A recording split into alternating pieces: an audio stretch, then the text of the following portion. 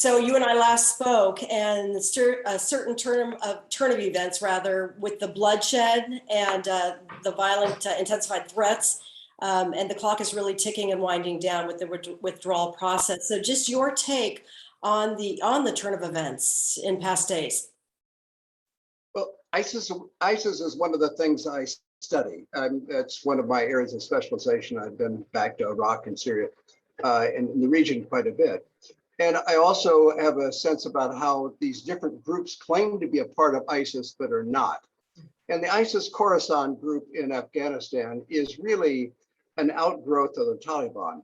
They're an extreme group of the Taliban. Now, believe it or not, Taliban is not the most extreme group in Afghanistan. There are several more extremists. And one of them is a group of disaffected Taliban leaders who doesn't like the idea of the Taliban making all these negotiations, doing all these compromises, including what they're doing right now, which is really quite remarkable. If you remember that during the end of the Vietnam War, we didn't have a deal with the North Vietnamese to get out very easily. The North Vietnamese took over the airport. There were no evacuations after the fall of Saigon by American military. Obviously, there were thousands of boat people who left on their own. So the Taliban has made deals, and this extremist group of former Taliban are trying to discredit them.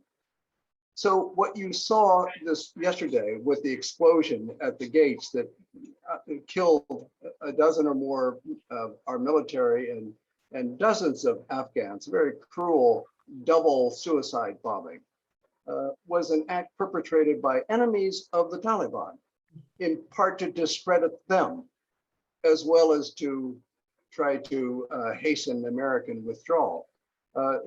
These are no friends of the Taliban. They've been fighting them now for years, and they will continue to fight them. And by the way, there have been many attacks by ISIS Khorasan before the events of yesterday, while the American soldiers were just there. So if you say, oh, we should have stayed in Afghanistan so this wouldn't happen, this was already happening.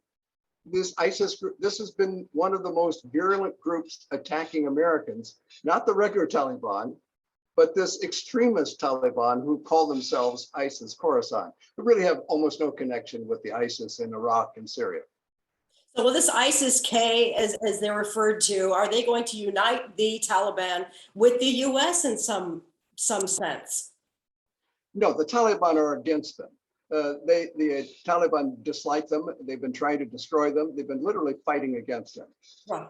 These ISIS-K are trying to discredit the Taliban. So there's no possibility that, now they may co-opt them and try to get them to come back into the regular Taliban, but they will not follow this extremist agenda. Right. I guess I was saying, is this ISIS-K going to unite or unify the US with the Taliban? Does that make sense? Oh, yeah, that makes a certain amount of sense. Well, the US is already working with the Taliban, and that it's in the Taliban's interest to do that. The Taliban remembers how it was defeated 20 years ago by the American military. It doesn't want that to happen again. That's why the Taliban is cooperating with the US right now. Their leaders are playing a very delicate role. At one hand, they have to sound extreme in order to continue to get their own supporters on their side, because already you have this ISIS-K, which is former Taliban who think they have negotiated, they've compromised too much. So they want to keep them in line. But at the same time, they don't want the Americans to get so angry with them that they'll destroy them again. So they are trying to regularize, in a way, within the family of nations, in order, they realize that was their mistake 20 years ago. So they've learned from that mistake. Are they going to be a much more moderate Taliban in terms of how they rule in Afghanistan? Well, we'll have to wait and see. But at least in terms of external relations, they're trying to become a more normal nation state. I would say more like Saudi Arabia or Iran than like ISIS, because they also saw what happened to ISIS in Iraq and Syria. They don't want to happen that happened to them. All right, and thank you so much for when we first spoke, just days ago. The information it's just fascinating, and you are so knowledgeable, obviously, known worldwide for all that you have done here at UCSB and at other universities. Curious about your take on President Biden's message yesterday. Was it strong enough? And what does this now do to our standing in the global sense? Yeah, yes, I thought it was a good statement. How it's received, of course, depends on your political persuasion, I suppose.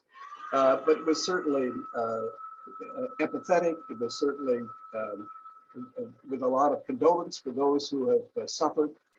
It was certainly very strong in terms of wanting to track these people down. And with Taliban's help, by the way. I'm sure that's one of the things that the CIA director, who actually was in Kabul just recently, has negotiated with the Taliban, and that is to continue to work together to try to find these extremist groups like the ISIS-K, who are enemies of the Taliban as much as they are the enemies of the United States. So curiously, we might find ourselves working more closely, of course, with the Taliban than we had expected to. And how do you think this is all going to play out? This deadline is fast approaching. There are still many thousands of people, Americans and our forces, our partners, needing an airlift. Yeah, I think the deadline will be met. And the Taliban has said that people can leave on their own once commercial flights have resumed.